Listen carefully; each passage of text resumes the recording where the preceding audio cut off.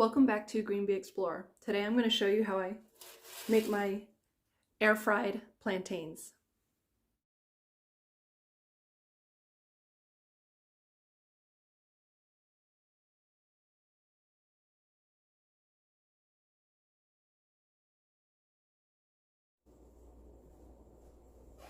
Welcome back to Green Bee Explorer. Today I'm going to show you how I make air fried plantain chips. First thing I'm going to do is cut off the ends. Use my knife, carefully cut along the outside. I'm going to pull the whole skin off, kind of like you would do with a banana. We'll put that off to the side. Perfect skin. Now I'm going to take my plantain and I'm just going to cut it into the desired thickness I want. You can go thick, you can go thinner, depending on what you desire. It does get very sticky. Another thing to make sure is to have your plantain be ripe. So don't use a yellow plantain. Try and use them what mine kind of looked like. You want to start looking brown, spotted.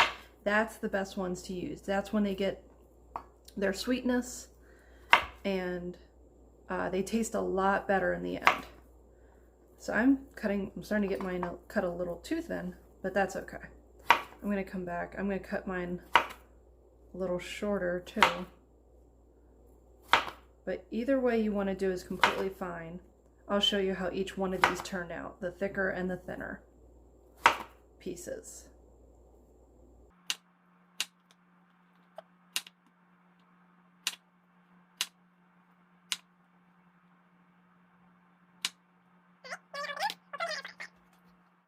Now I'm adding my plantains to my air fryer. One thing I did beforehand was I just sprayed a little bit of oil in there. That way we can prevent some sticking. And you don't want them to touch. You want to keep them separated.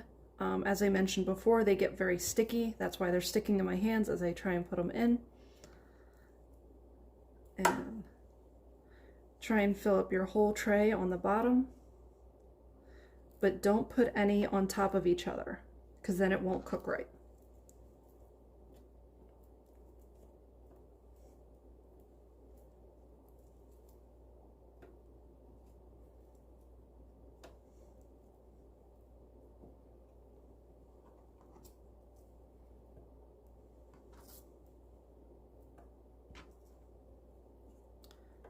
And just because I cut them a little thinner, I have a little bit extra that I'll fry after this set. Last thing I'm going to do is take some salt and salt the top of the plantains. You only have to do this once unless you really desire salt. And you can use any kind of salt that you want. Now I'm going to put it into my air fryer. I have my air fryer set between 360 and 380. 380 is what you're kind of looking for, but sometimes it's hard to judge with some of these. And then I'm going to put it in for 12 minutes. You want to set a 6-minute timer and then open it back up, flip everything over. It's been about 6 minutes. Let's take a look. They're looking good and we can start flipping them.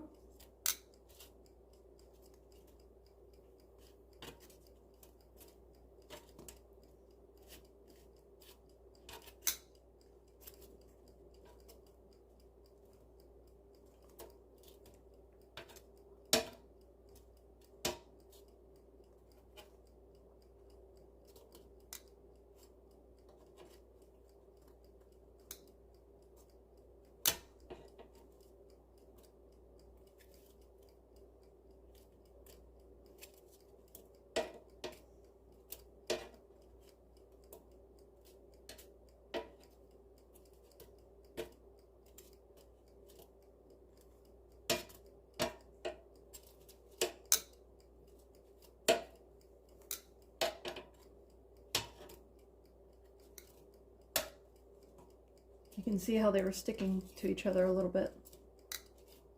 There we go. I'm going to pop them back in for another 6 minutes. Time's up. Let's see what we got. Oh, these look great. Let's take a look at them.